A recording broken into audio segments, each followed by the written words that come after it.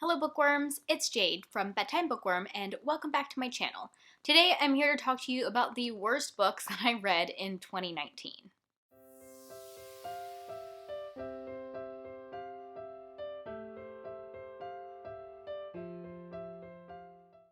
This is the next video in my year wrap-up series. I'll link the playlist for you down in the description box and up in the corner. I think that one, just in case you missed any of my previous videos, like maybe my best books of 2019. So in today's video, we're going to talk about all of the books that I rated 2 stars in 2019. I didn't have any books that I rated 1 star last year, and while I have rated books 1 star in the past, I try to reserve that rating for books that I just find really offensive or problematic, ones that I really have issues with, and not ones that just I didn't enjoy.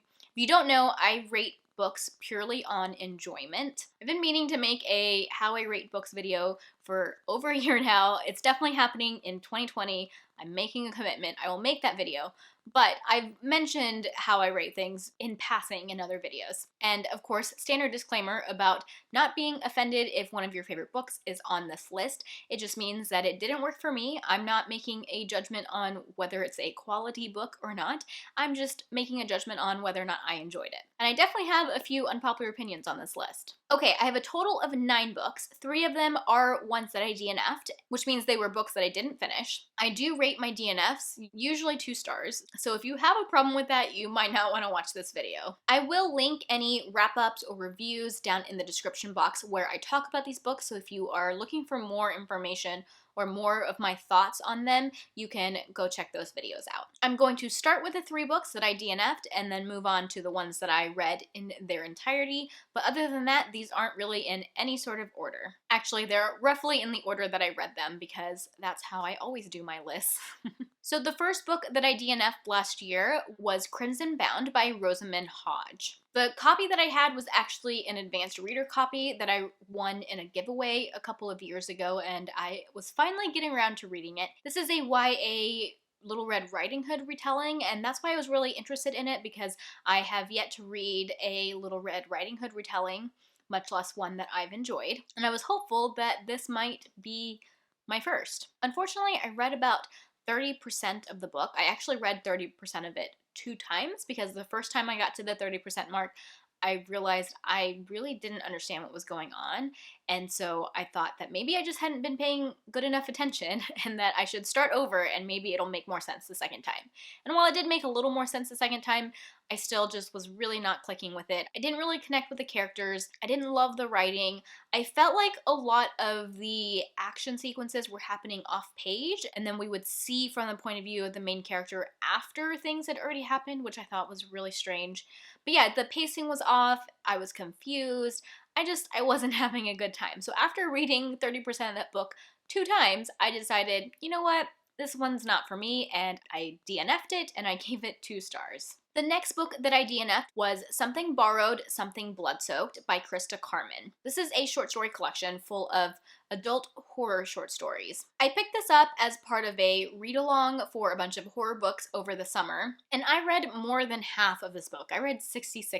I really pushed myself because it was a short story collection, so while I hadn't enjoyed any of the short stories up until the 66% mark, I was hopeful that I was going to enjoy some of the later stories, and that's why I kept reading, because I thought, each story stands on its own, maybe something in this collection I will enjoy. But after getting so far into the collection, I realized that maybe this author just isn't for me, and I decided to call it quits. One thing that was really interesting about this short story collection is that it was a collection of stories surrounding the theme of getting married. There was one really interesting story about a woman who, on the night before her wedding, is being visited by the ghosts of her ex. So it was kind of inspired by A Christmas Story and The Ghosts of Christmas Past. And I thought that one was really interesting, but I still didn't really like it. There were also some really weird horror stories in there, which I'm just kind of learning is not really my thing. Some of them I just didn't even understand what happened. I read the story and I was like,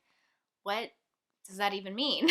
So yeah, it really wasn't for me, and I called it quits after 66%.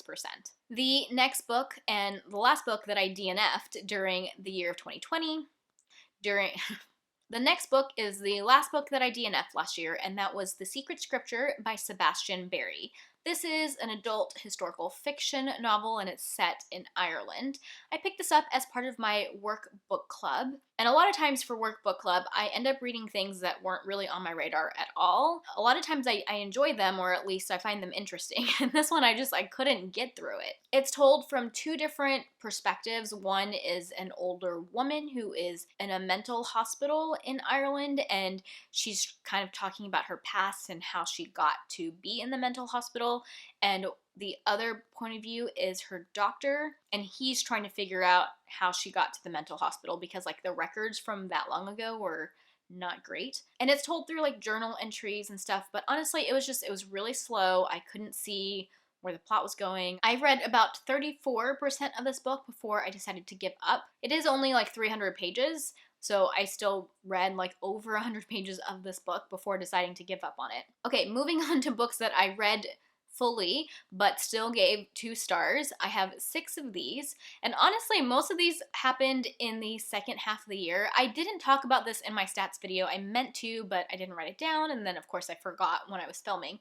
But the average rating of my books in the first half of the year compared to the second half of the year, I had way more 2-star books in the second half of the year, way more 4 and 5-star books in the first half of the year. I don't have the numbers in front of me, but just know that there was a big difference. I had a way better reading year in the first half of the year than I did in the second half of the year. Anyways, the first 2-star book that I had in the second half of the year was The Mirror King by Jodi Meadows. This is the second book in a duology called the Orphan Queen duology. It is a YA high fantasy series, and honestly I probably just shouldn't have even read this book. I read the first book in the duology and I gave it 3 stars. I had some really mixed feelings about it, but I was intrigued in the magic and the world, and it was just a duology, so I was like, I'll read the second one, see how things end up. And when I finished the second one, I was not at all satisfied and felt like I had kind of wasted my time. So the first book is about a girl who is an orphan. Her parents were killed when she was younger because her country was basically conquered and all of the royal family was killed, but she was able to escape, and she has been in hiding for like 10 years and has been working towards getting her throne back, or her kingdom back. What's really interesting is the magic in this world. I don't even really know how to describe it, but in the kingdom that is in power now and that she is living in, magic has been outlawed. They think it's the reason why this bad thing is happening. I'm giving way too in-depth of a synopsis, but basically I thought the magic was really interesting. And I have read Jodi Meadows before. I read her New Soul trilogy and I had some mixed feelings about it. I started out really enjoying it, and then it kind of like didn't go great at the end of the trilogy.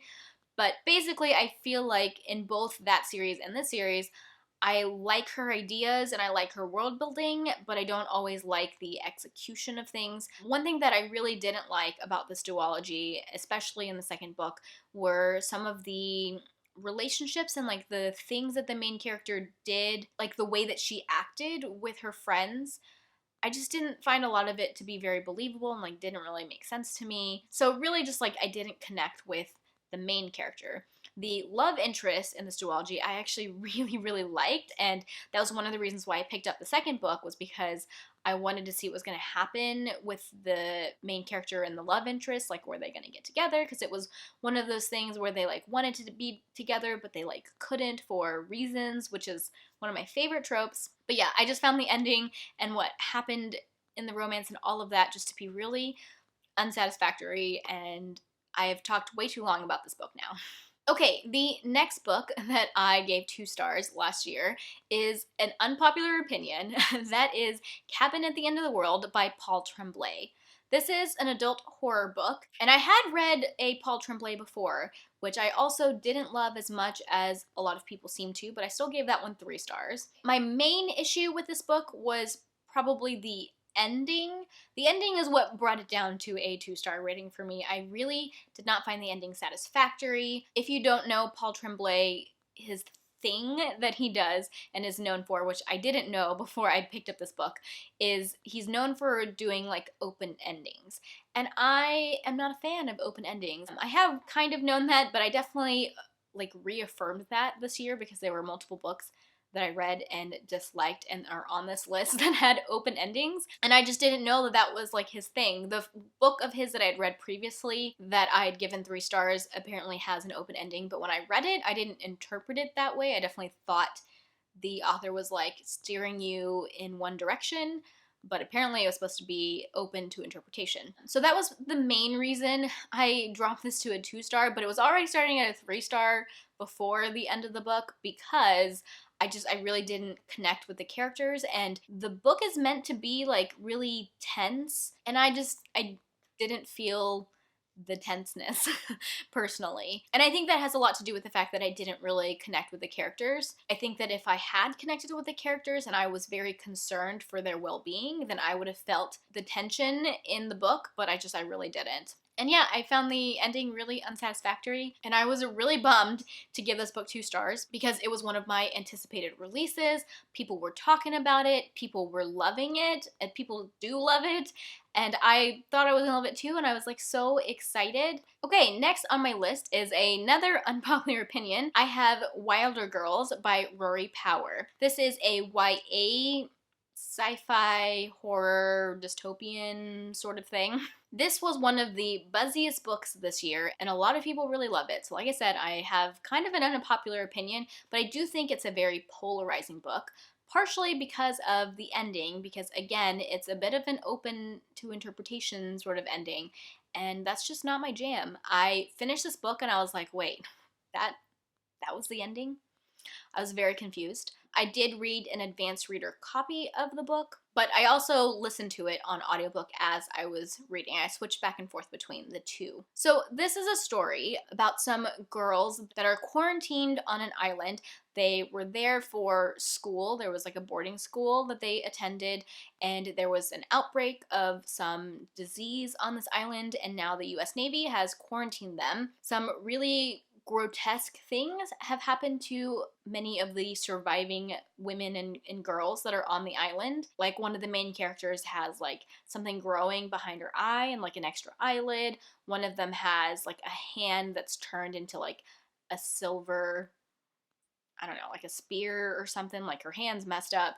Another one is growing a second spine. So like that's where the horror aspect comes in. There's definitely some body horror in this book. Another reason people really like this book is that there is a female-female romance, but it's very much in the background, which I think a lot of people like. For me though, there wasn't like enough buildup of that relationship, not enough seeing it develop, that I had a hard time finding it believable. I just didn't buy it, really, which is funny considering one of the characters' name is Buy It. Also, by the end of this book reminded me a lot of another book, another adult horror book that I loved and had a really fantastic ending. After I finished this book, I just couldn't stop seeing the similarities between the two and comparing them and thinking about how awesome of an ending the other book had and why this book needed to have that ending. I don't really want to tell you what that book is because it might kind of give away too much for Wilder Girls. But if you've read Wilder Girls and was a little unsatisfied but want an adult version that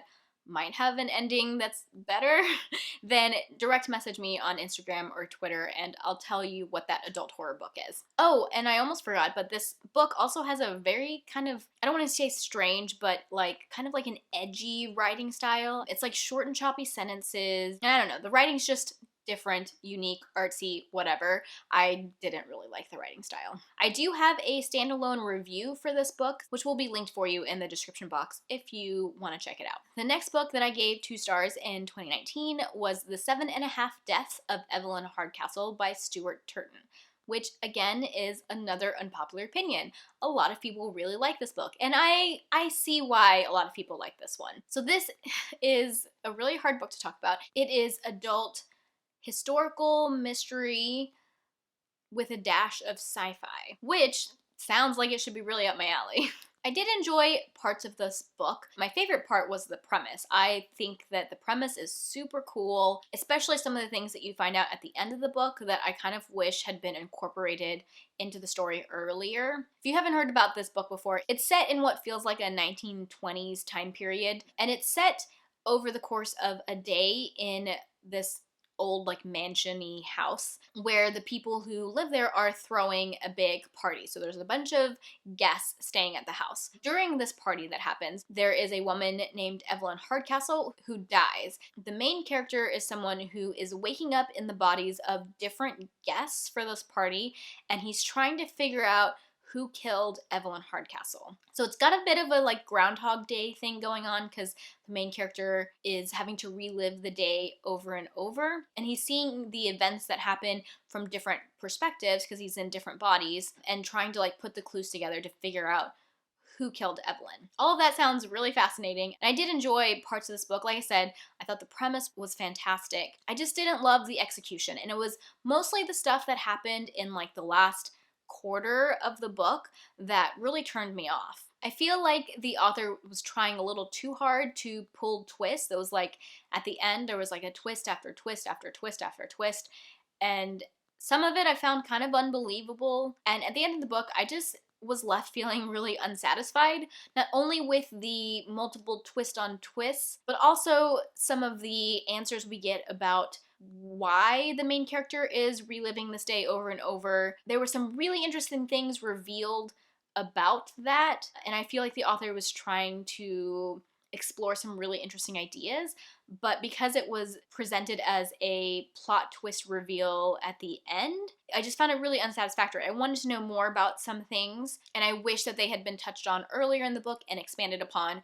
And then I also just really didn't like the multiple twistiness of the book, which is weird because I would think that I would like that, but it really didn't work for me. I have filmed a review for this, a spoiler-free and spoiler-filled review and book chat, but I haven't edited them because I haven't been able to fit them into my video schedule. I just had so many videos that needed to be posted between December and now, like all of these end of year videos and such, but I will eventually edit that video and post it for people who are looking for more detailed thoughts on this book. Alright, next I have I Am Legend by Richard Matheson. This is an adult horror post-apocalyptic book. It is technically a classic, I believe. It was written in the 50s, I think. This was definitely one of my most disappointing reads of the year because I really thought that I was going to like this book. This is about a man who has survived the zombie apocalypse, and it's set like,